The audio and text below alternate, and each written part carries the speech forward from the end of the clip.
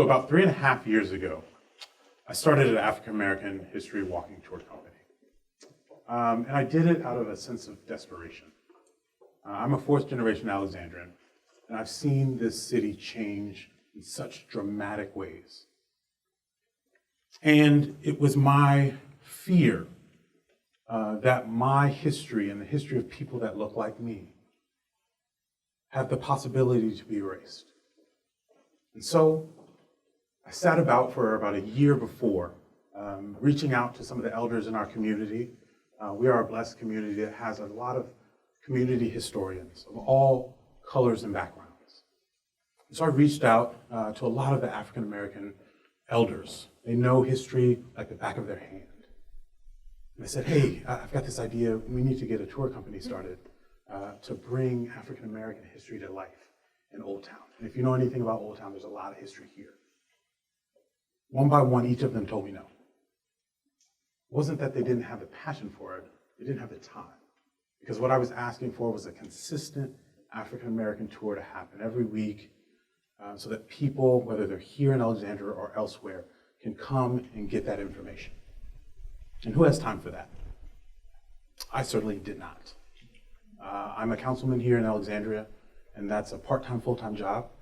I also have a full-time job, and then I have a family to take care of as well.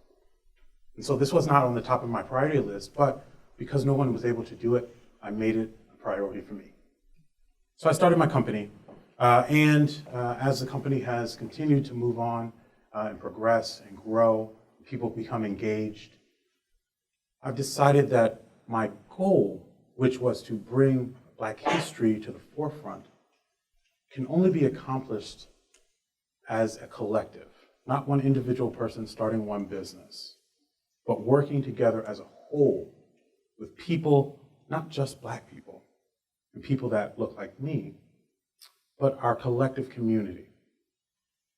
And so today we're going to talk a little bit about why I think that can happen and what we need to do to systematically change how we look at history, to bring out some of the histories of those that have been disenfranchised, frankly, particularly Black people.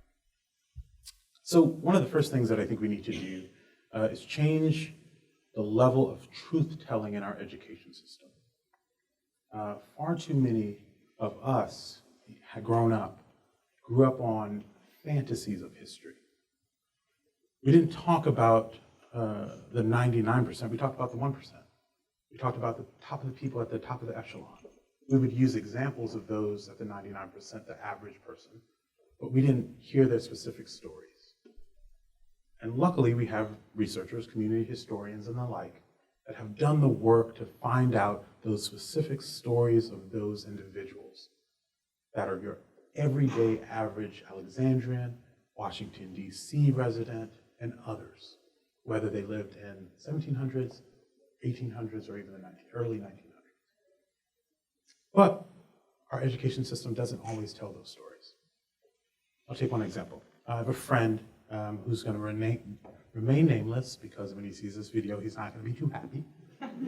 But he has a son, and his son had a history project. And the history project consisted of coming in costume and telling the perspective of a person in the 1700s or 1800s. A friend who's African American, his son decided to dress up as this stereotypical colonist, complete with a tricorn hat, and tell a history of a random Alexandrian. This person, I believe, was a dock worker. When he told me this, because he knew I ran a history tour company, I don't think he was really delighted with my response. Because my response was that he had missed, him and his son had missed a genuine opportunity to educate his class. So Alexandria in 1790 and 1790 is an interesting date because it's one of the first US census. And in Alexandria, that day, that time, had about 2,500 people. And of that 2,500, 531 were Africans or African Americans who were enslaved. but another 59 were Africans and African Americans who were free. And so genuinely, there's an opportunity to tell a story. If you're that student or you're that teacher supporting that student, you have the opportunity to tell either the enslaved story or, frankly, the free story. Problem is, sometimes there's not a whole lot of information about the free Africans or African Americans back then, but there exists enough of it to be able to bring to our classrooms. But many times we don't. It's too easy for us to be stereotypical about the region that we were in, which was, frankly, a little bit more progressive than some of the Deep South, and tell those stories and bring out that history. But as I told him and we went back and forth, I believe it's his duty. One day I'll be a parent and I'll have that task of having an uncomfortable conversation with my child about the legacy of our history in the United States. On my tours, we don't necessarily hold back when we talk about slavery, and we've had some amazing parents that have brought their kids who are in the 4th and 5th grade and walked them through our tour and talked to them deeply about what they're seeing. That's the type of truth-telling that we need to be encouraging as a community, whether we have kids, whether we're grandparents of kids, whether we're teachers, whether we're supporters, whether we're just, frankly, community members. Because, as we all know, those are tough conversations to have, especially for someone young. But we need to create spaces for young people as well as ourselves to have those conversations. And next, I think the best way to create those spaces is to save some of those spaces. The challenge with African American sites is that not all of them are pretty. In rural parts of Virginia, some of those African American heritage sites are nothing more than a shack where somebody was able to hide out and make their way to freedom. That's something that needs to be saved. It's easy to tear that down and pop up a development. Here in the city, we have those same challenges. Some of those cities, some of those assets are run down, and some of those we forget about intentionally or unintentionally. I'll give you two examples of ones that need to be saved, one that was just saved, and one that needs to be saved. About 5 years ago, there were a couple of women that found out about a cemetery that was covered by a gas station. This gas station had existed, frankly, as long as I've been a young child. My grandmother would go get gas at the gas station and go home, so I knew exactly where this was. But these two women fought the city and fought the federal government to have this gravesite elevated and revered. And so about 5 years ago, there was a memorial put on the Freedmen's and Contraband Cemetery, if you know where that is.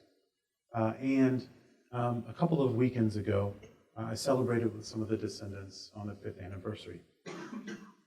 This was a time for them to come together and relive their history and reconnect with that history. That's an awesome opportunity.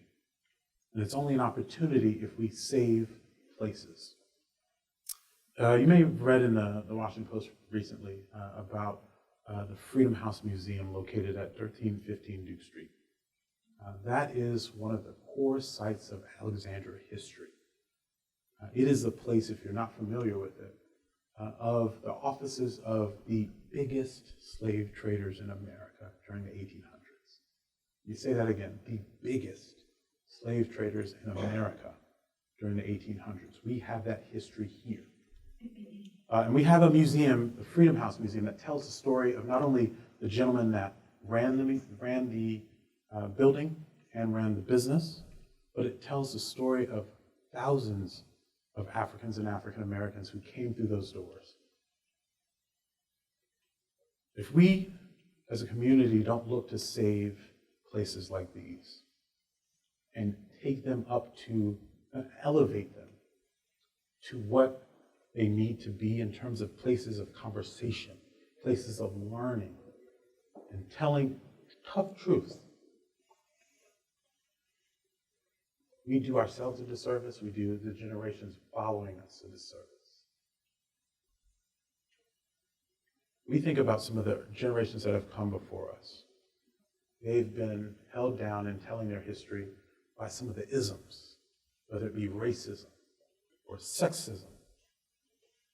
Our generations, and even the generations right behind me, are some of the first generations to acknowledge some of those isms. The challenge is we need to bring history and the telling of history with us as we do that. One of the challenges in being a council member is that we do a lot of development here in the city, in this region. And I had the unfortunate part to take place in one of the tearing down of one of a significant African-American site. And in doing so, that's kind of what started me on this path to create a walking tour company. But it is during that process and talking about that site that I really realized as a community, we lacked an understanding of what the African-American experience was at multiple places in our history, as much as we care about history as a city. And one of the things that we can easily do, especially because we're a city and a region that's always changing, always growing, buildings here today might not be here tomorrow, is record and mark these places for future generations. I'm still amazed by the amount of sites that really have no marking and have fantastic stories. One of my main tours goes down Cameron Street, and we visit about 3 or 4 sites that have a connection to the Underground Railroad. A lot of people don't know that. They don't know the Underground Railroad came through Alexandria. They don't know these stories. And there's no marker to suggest that. And so telling these stories, marking where things happen, is a powerful thing that we can do, and we should not all let it be government. We should not all let it be historical societies, because it is deeper than that. One of my other tours in the Duke Street area, a couple moved into a house, and as they moved into the house, they decided to investigate the history. And they found out that they had just moved into one of the last remaining buildings of the Louverture Hospital.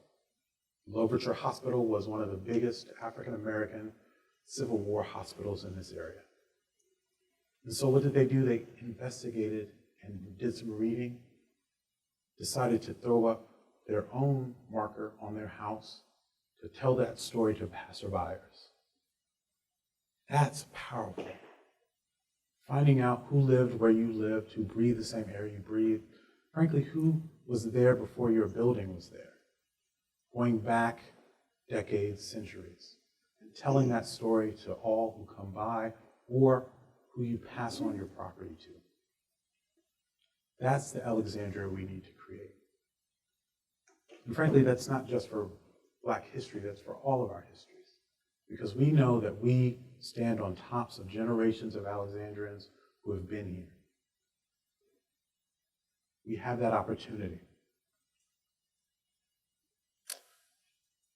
And frankly, if you don't want to do it yourself, do it with a group. One of the things that I see now as I've gotten into the historic preservation and the history communities in our area is that there needs to be much more diversity. But it's not necessarily in race or ethnic background, it's in age. We have so few young people as part of some of the preservation of our most sacred historic places. Whether it's a friends group of a certain building, whether it's a museum friends group, we don't necessarily encourage young people to be involved. And that needs to change because those are the folks, one, that are going to carry the torch to the next generation. And if we have not engaged them on the power of preserving history, we will start to lose and degrade our own opportunities to keep our own history alive.